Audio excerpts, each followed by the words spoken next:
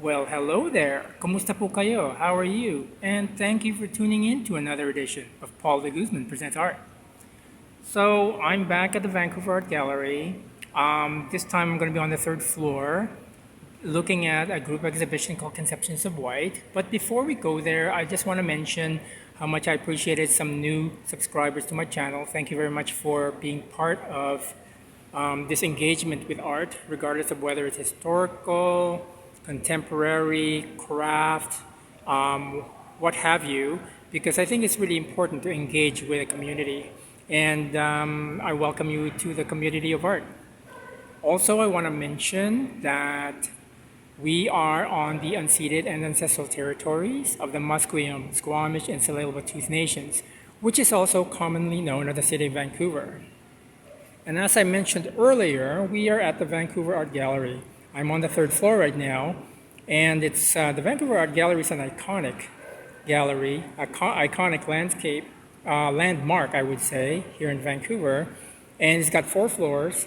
And on the third floor is this group exhibition called Conceptions of White. So I'm going to try something a little bit different with this video. I'm calling it my hit and run video. Because what I want to do is I want to go in, kind of like pick and choose some pieces from a group exhibition that I really particularly relate to, and do some commentary on some of those. All right? And so what we'll do is we're just going to go and have a look at the work, the first work anyways, and just hold on here. So I mentioned earlier that the show is called Conceptions of White. So I'm just going to focus on the didactic panel, which is right in front of me.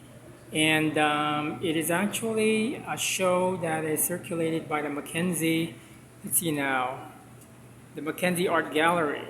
And as you can see, there's about, I would say a dozen or so artists in this show. And this is the didactics of the entire show. And we're going to go and have a look at some of the particular pieces that I found of particular interest. All right, so we're going to go and have a look.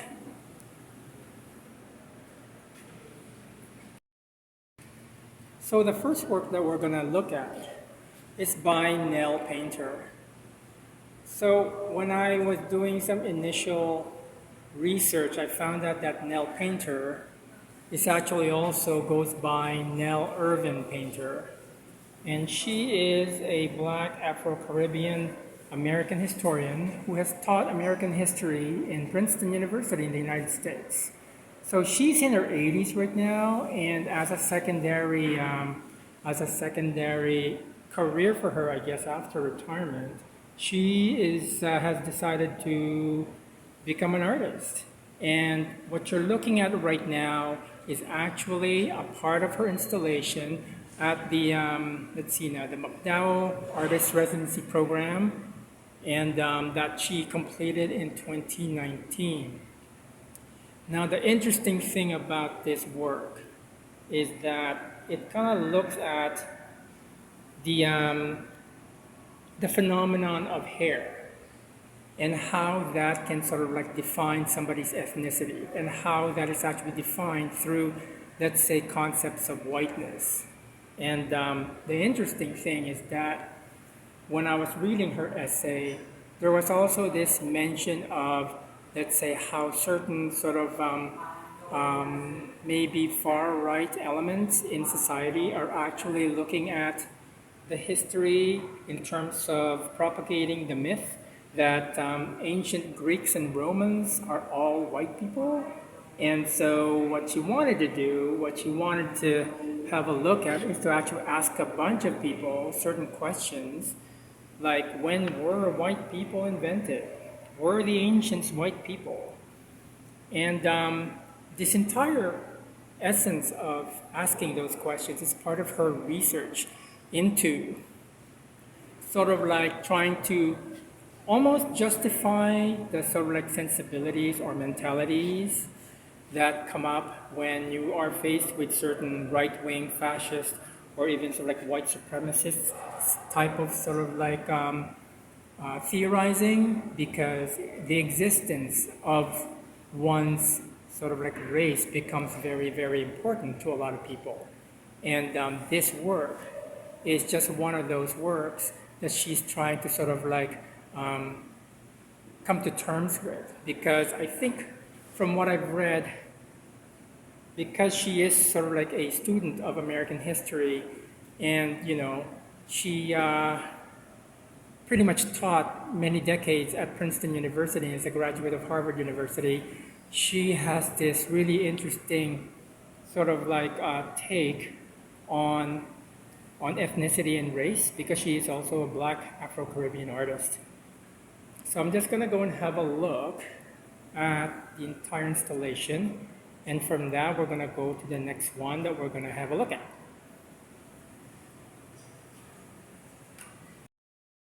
And the next work that we're going to look at is actually the work of Deanna Bowen. Just going to go and have a look at the didactic panel over there. And from what I discern from the didactic panel is that this is actually a very new work for her. There was a work that Deanna had put into the National Gallery of Canada recently that kind of like puts some sort of like doubt in terms of the validity of the group of 7 painters, because the group of 7, they're all sort of like over 30 white men, sort of like painting on plein air in the wilderness of Ontario. And from the perspective of an Indigenous person, you kind of like try and determine whether that sort of like history is valid for your own sort of like historicizing, or sort of in terms of like the accuracy of the entire thing. A lot of the elements in this work, and it is in the collection of the Mackenzie Art Gallery, was actually borrowed from the archives of the Mackenzie. And it's kind of interesting when I'm looking at these. Some of them are actually reproductions, and some of them are real works from the collection. And then what happens is that I just can't help but sort of notice that some of the works here are kind of like upside down. It's almost like history turning over in its grave, or just sort of like the entire interpretation of history is all very sort of politicized. At the same time, it's also about one's personal histories. So in this sense of conceptions of white, and you're also kind of like looking at in terms of not just Indigenous voices, but also voices of, let's say, the Black Lives Matter movement, people of color, which is actually the movement that is actually quite politicizing a lot of aspects of society right now, not just in art, but also in policies of administration. It's a trickle-down effect, from what I can sort of surmise. But it's kind of interesting to sort of have a look at these works, because it's almost like looking at each individual ones, and when you see something that's kind of like upside down, that's kind of like what maybe the artist thought of as being something that might need to be revisited in terms of the historic accuracy of it. So I'm not sure if I was actually politically correct in sort of like mentioning all those things, but you know what?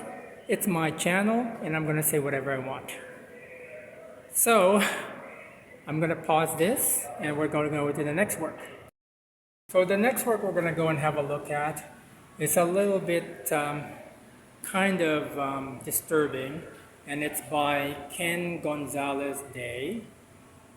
And this is the didactic panel. I'm just going to focus on that. I'm trying not to move too much. And it actually covers an entire wall.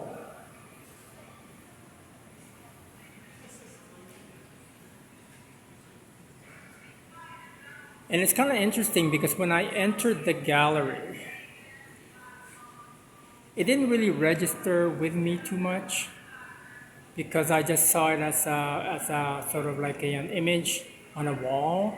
And then when I read the didactic panel, I realized that this was a photograph of a lynching where the people who were lynched was actually photographically erased from the image. So in a sense, it's almost like kind of looking at this as a whitewashing of history. And is it something that is actually meant to sort of like deal with a concept of whiteness wherein certain histories did not happen? Because apparently during the 20s and 30s, postcards of lynchings were actually quite popular. And this is kind of interesting to sort of see that maybe there would be a lynched black person over there. And then you're having this sort of party atmosphere here. So it's a form of like redaction of history, a type of sort of like rehistoricizing in order to sort of fit a concept of white narrative for historical preferences. And I'm just going to go and pause this for a little bit. And the last work we're going to go and have a look at is an installation piece by a minimalist artist named Robert Morris. And this is the piece by Robert Morris. Now we're just going to go and have a look at the didactic panel. Because I know a little bit about Robert Morris. I know he's a minimalist artist, and he's actually done some sort of like minimalist architectural sculptures.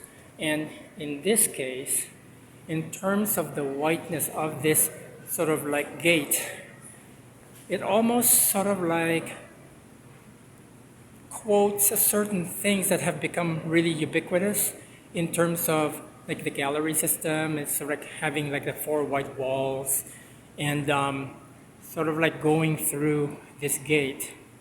It's almost like a rite of ascension in terms of accepting that as the norm for society. You know, I mean, like minimalism and the concept of white is really more about sort of like dealing with white in terms of its nature, its purity, the absorption of all colors is white. But at the same time, you know, when you sort of like relate that to sort of like history making with regards to concepts of whiteness, it becomes something entirely different. And so I'm going to leave it at that for now. You have until about the first week of February to actually see the show. And also, I just want to mention that if you're going to the Vancouver Art Gallery and you want to get in for free, the first Fridays are free between 4 p.m. and 8 p.m. And the last Friday you can see this show would be the 2nd of February.